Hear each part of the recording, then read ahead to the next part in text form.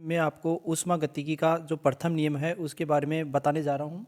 इस वीडियो को अंत तक देखें ताकि आपको ऊष्मागतिकी का जो प्रथम नियम है वो अच्छी तरीके से समझ में आ जाए।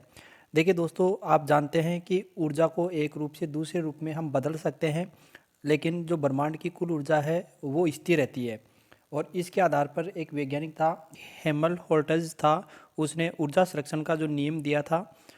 और इस नियम के अनुसार देखिए, कुछ महत्वपूर्ण जो बिंदु हैं इस नियम के वो इस प्रकार हैं। देखो, ऊर्जा को न तो नष्ट किया जा सकता, न ही उत्पन्न किया जा सकता, अर्थात ऊर्जा को एक रूप से दूसरे रूप में बदला जा सकता है। दूसरा पॉइंट इसने ये दिया था कि जो ब्रह्मांड की जो ऊर्जा है वो नियत रहती है, यानी कि स्थिर रहती है।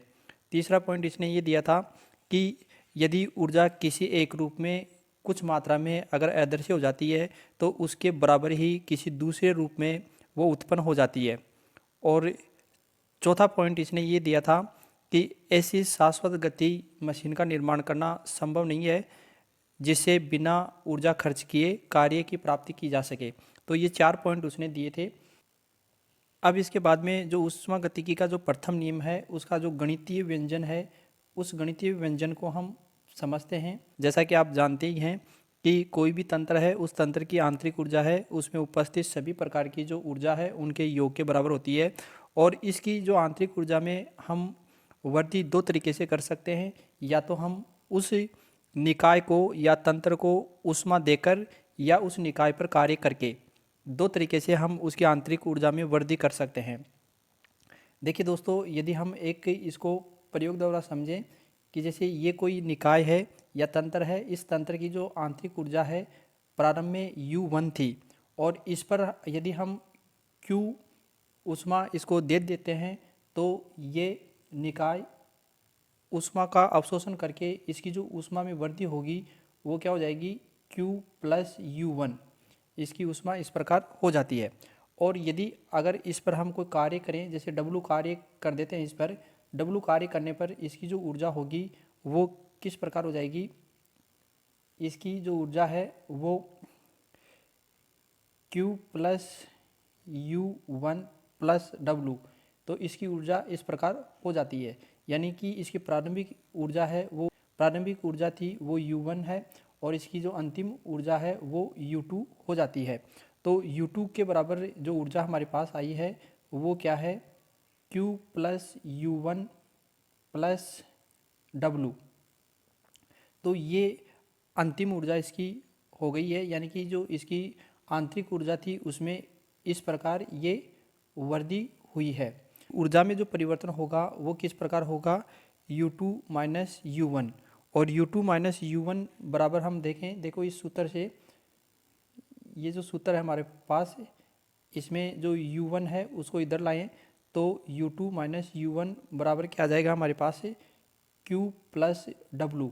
और जो आंतरिक ऊर्जा में जो परिवर्तन है U2 माइनस U1 है, जिसको हम डेल्टा U लिख सकते हैं, और डेल्टा U बराबर Q प्लस W आ जाता है। तो डेल्टा U बराबर Q प्लस W, ये जो समीकरण है ये ही ऊष्मागतिकी का प्रथम नियम है। यदि हम इसको देखें तो डेल्टा U है वो आंतरिक ऊर्जा में परिवर्तन है, और Q है वो निकाय को दी गई ऊष्मा है, और W है वो निकाय पर किया गया कार्य है। तो हम इसको इस प्रकार भी लिख सकते हैं, देखिए डेल्टा U बराबर Q माइनस, ऐसा हमने क्यों लिखा, क्योंकि जो W का मान है वो माइनस P डेल्टा V के बराबर होता है। तो हमने W के स्थान पर माइनस P डेल्टा V हमने लिखा है। ऐसा क्यों होता है, देखिए ऊष्मा और कार्य के लिए हम चिन्ह परिपाटी काम में लेते हैं, और वो चिन्ह परिपाटी क्या है उसको भी आप देख लीजिए। देखिए, यदि निकाय परिवेश से ऊर्जा का अवशोषण करता है, यानी कि हम ऊर्जा देते हैं परिवेश से, यानी निकाय को हम बाहर से ऊष्मा देते हैं या ऊर्जा देते हैं, तो निकाय है वो ऊष्मा का अवशोषण करेगा, जिसके लिए जो Q का मान होगा वो धनात्मक होगा। और इसी प्रकार यदि निकाय परिवेश में ऊर्जा मुक्त करता है, यानी कि उस निकाय से ऊर्जा निकलती है, तो Q का मान है वो हम नेगेटिव लेते हैं यानी ऋणात्मक लेते हैं। और यदि निकाय पर कार्य किया जाता है यानी निकाय पर कार्य होता है तो जो W का मान है वो हम पॉजिटिव लेते हैं। और यदि निकाय द्वारा कार्य किया गया हो तो W का मान है वो हम ऋणात्मक लेते हैं। तो ये चिन्ह परिपाटी है जिसको आपको ध्यान में रखना है। आगे जो अन्य जो नियम आएंगे उसमें भी ये काम में आएंगे, तो इनको भी आपको ध्यान रखना है। अब इसके बाद में हम देखो जो ऊष्मागतिकी का जो नियम है उससे संबंधित कुछ तथ्य हैं, उन तथ्यों को भी हम ध्यान में रखेंगे।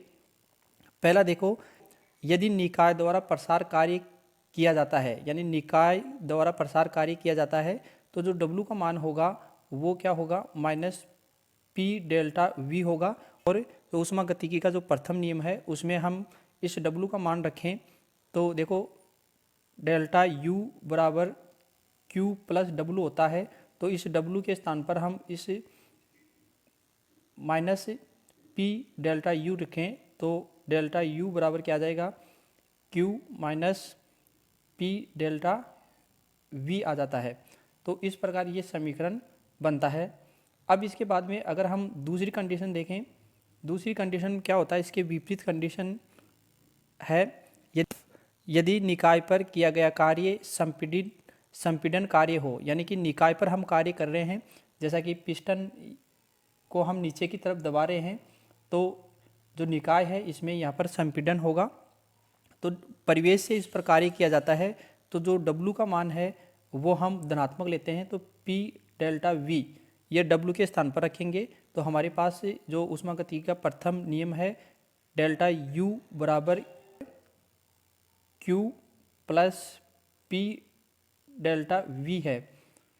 तो ये हमने W के स्थान पर ये P डेल्टा V हमने रखा है तो हमारे पास ये मान आ जाता है। यदि हम इससे Q का मान निकालना चाहें तो Q का मान भी निकाल सकते हैं। देखो Q को इधर रखते हैं और इसका पक्षांतर करते हैं तो delta U minus P delta V, इस प्रकार भी हम जो ऊष्मा का मान निकालेंगे तो इस प्रकार ये समीकरण हो जाता है।